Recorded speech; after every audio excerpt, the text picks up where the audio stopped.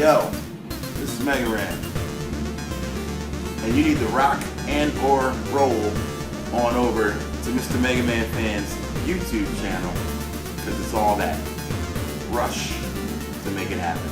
Peace!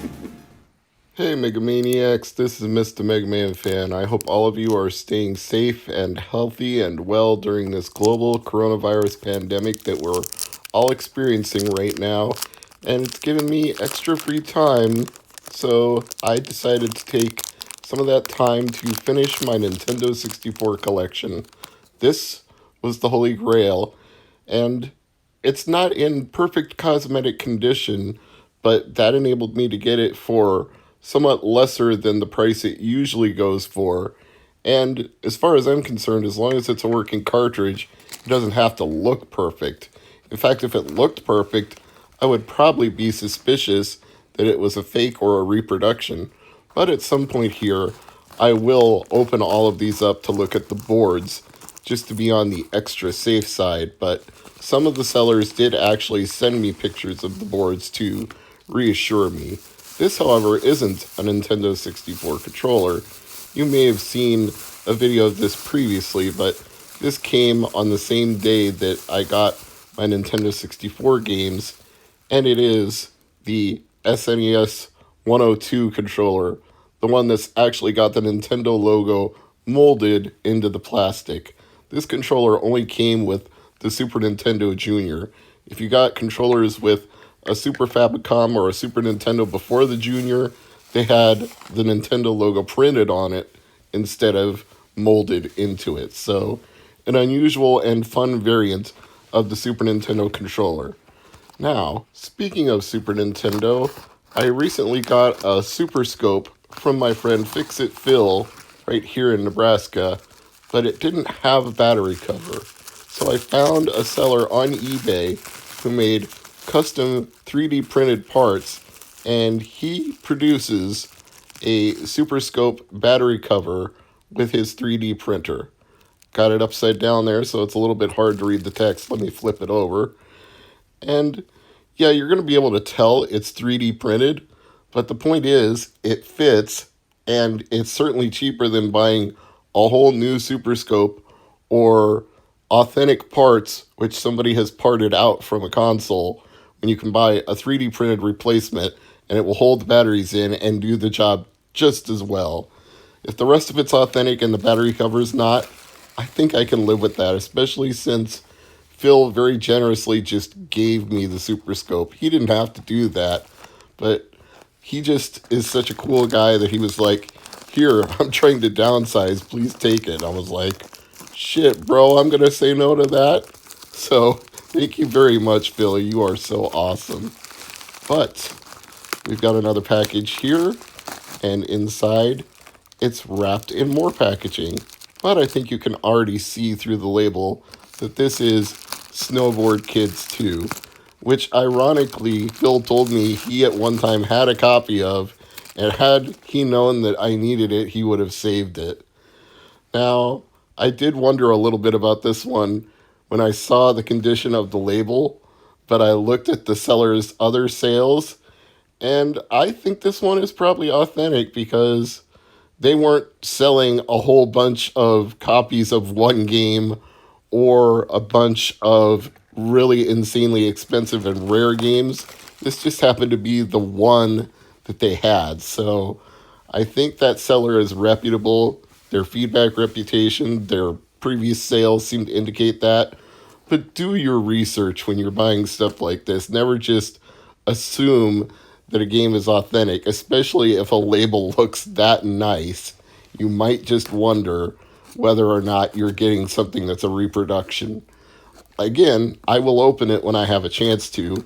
Phil may end up helping me with that because I know he's got the bit screws and all the tools for opening things up. He's changed out batteries in Game Boy Advance cartridges for me before, so he's well equipped to do stuff like that. But in the current pandemic that we're all dealing with, that will only happen at a time and choosing that's appropriate for him.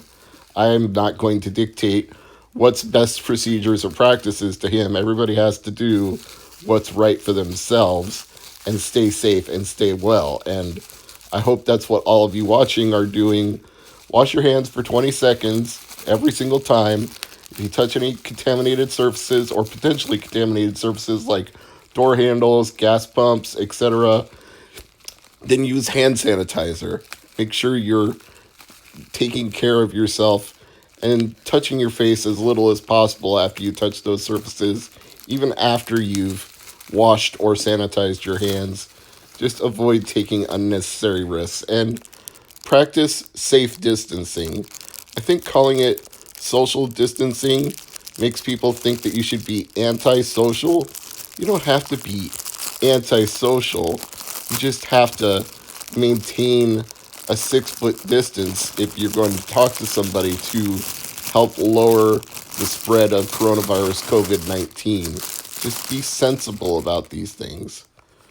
The seller included a nice little thank you for supporting my small business card. That's a nice touch. And this is another one where the seller actually had a photo of the board for Stunt Racer before they sent it to me, so I was able to compare it to known boards to make sure this one was authentic, and it looked like the real deal, at least as far as I could tell. Before we open up the rest of these packages, I thought I would demonstrate that the battery cover does indeed fit on the Super Scope, and it is a snug fit, but it is indeed a fit. As you can see, it's flush. Obviously, the scope needs a little cleaning. It was pretty well used before Phil gave it to me, but I actually, much like the labels on cartridges, I appreciate that because I don't necessarily need to have pristine stuff. I would rather know that the stuff that I have had a history and that people used it and enjoyed it and had fun with it. Let's get back to the mail call, though, with some more Nintendo 64 games. A self-sealing closure envelope, which contains I know not what, because I bought several of these at once and the packages are randomized. Not on purpose, just didn't know this one was Worms Armageddon until I got it open. Yeah, again, the label is rough, but to me that's usually a sign that something is genuine as opposed to counterfeit if it actually looks a little worn. And when you're trying to complete a Nintendo 64 collection and some of these things can go for ludicrous amounts, choosing a lesser condition label is a way to save a lot of money compared to trying to get a pristine, complete in the box, holy grail type WADA graded cartridge. I don't need that. That's not what I'm interested in, especially for something like International Superstar Soccer 2000. You think I need a perfectly mint copy of that? Does anybody really? I'm going to say no. So it's about completing a collection affordably and also picking something you could reasonably complete, because with a lot of these sets, you're just never going to be able to do that unless you're completely insane or over the top, extremely in the upper 1% 1% of tax brackets. Like, if you wanted to complete a PlayStation 2 collection, good luck. It's not just the cost that would be involved in getting over 1,000 games. It's the complete in-box special collector's editions and low print runs of things like Atlas releases, which coincidentally the game I'm demoing right here is. That's what's going to really set you back if you try to do something like PlayStation 2. The size, the scope, and the very low print runs. Those things affect Nintendo 64, but with 296 North American games, it's a more achievable goal by comparison to something that has 1,000, or like with Nintendo Wii, nearly 2,000. So if you can do that, more power to you, because I know Metal Jesus Rocks interviewed somebody who had a completely complete Nintendo Wii collection, but that Wii collection took up every shelf in his entire home, and I think he had to buy a bigger home just to hold all his Wii stuff. So, yeah, I don't want to dedicate myself that much to Nintendo Wii, especially given just how much shovelware is on the Wii. And that's the thing that's terrible if you're collecting for the Wii and you're trying to go for some almost unachievable 100% is you're going to end up with a lot of licensed crap that is just duplicates of the same thing with a new skin on it, like Gingerbread Man and Ramses 2, which were the same company developed both games and just put a new skin of graphics over the top, and in some cases it didn't even change the levels or the music. So yeah, not my cup of tea. Snowboard Kids 2 is, though. This is a fun game. If you've got Snowboard Kids, you probably already understand what's going on here. Racing downhill, so I don't need to explain this game too much, but it's one of the less common Nintendo 64 games. Here's the aforementioned Clay Fighter Sculptor's Cut with the really wrecked label. I'm going to assume the part that's torn on it was probably where a Blockbuster video rental sticker was, and somebody didn't want that on there when they added it to their home collection, but instead of finding a safe way to peel it off, they just grabbed and pulled. So it's in the condition you see now, but that's to be expected with things like Sculptor's Cut, because it was, for all counts, for all intents, for all everybody knows about it, what history has been pieced together, it was only at Blockbuster stores, which is why complete in-box copies, especially ones in nice condition, are almost impossible to find. You can get Clay Fighter 63 1/3, the normal edition, for a reasonable price. In fact, even a complete box copy is doable, but the Sculptor's Cut edition, because it was a Blockbuster exclusive, basically a rental title. I don't even know if they really sold it. When all of the Blockbuster stores were closed and liquidated, I'm sure all those copies went into circulation then, but before that, no, it was basically a rental title at Blockbuster stores. And the print run is by some accounts as low as 20,000, which is not a lot when you think about the number of people who are out there collecting video games or trying to complete a Nintendo 64 game set like I just tried to do. So yeah, 20,000 for millions of people around the world that are into video game collecting, not a very big number. 20,000 is more than zero, but a lot less than a Platinum Series Greatest Hits, Selections, Special, Best Choice, whatever. You know, those games sell multiple millions of copies, so they're easy to find. Something that only has 20,000 copies and was only a rental, not so easy to find. So if you're looking for a perfect condition Sculptor's Cut, expect to pay hundreds of dollars. Next up on the agenda is Stunt Racer 64, which the seller generously opened and took pictures of the board to show me. Again, I was able to compare it to known copies and make sure that all the chips were what they were supposed to be, and the board had the correct serial numbers printed on it and all of that good stuff. And Stunt Racer 64 may or may not have been another Blockbuster exclusive. It's pretty clear that NFL Blitz Special Edition and Clay Fighter Sculptor's Cut and maybe one other game were.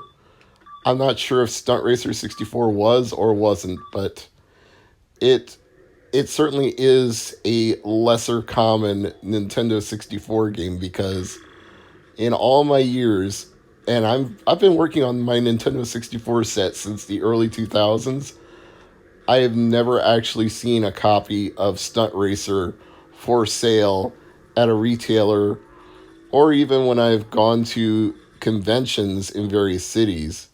Sellers just don't usually have a copy of this game. I mean, I've been as far as Las Vegas and Missouri and Texas, and some of these things you just don't find no matter how far you travel. So I guess in a way this is not ideal, but being forced to stay at home and telecommute and do these kind of things actually put me on the front lines to be looking for them online as opposed to in stores. So trying to find these from a seller in a store was fruitless, whereas people online, there are copies to be found out there. So some people will say that ruins the fun. But if you're reaching a point where you only have 6 games left to go, like I was, I don't know that it's really fun to keep going to stores and not finding what you want when you can get those final 6 from online sellers and knock out your collection and have a complete set. And if you've got time on your hands, and this pandemic has unfortunately given us all more time than we really wanted to have on our hands, then if you are a few games away from a set, maybe that's the time to complete it. Unless, the only reason I would say don't do that is A, if it's out of your means to do it, because like I said, some of these games can be ludicrously expensive, especially if you're looking for perfect copies.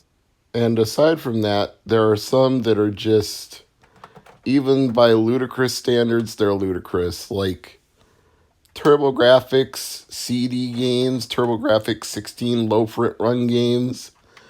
Oh man, there's some of those that go for like $10,000 or $100,000, and yeah, you could just get yourself an EverDrive and play those games on your authentic console through an EverDrive for literally pennies on the dollar, like 1% or less of the cost of a real copy, which I can't imagine why you wouldn't do at that point. You know, get yourself a Super SD System 3 if you really want to play something like, say, Sid Meets Terraforming, which I covered on the PC Engine files.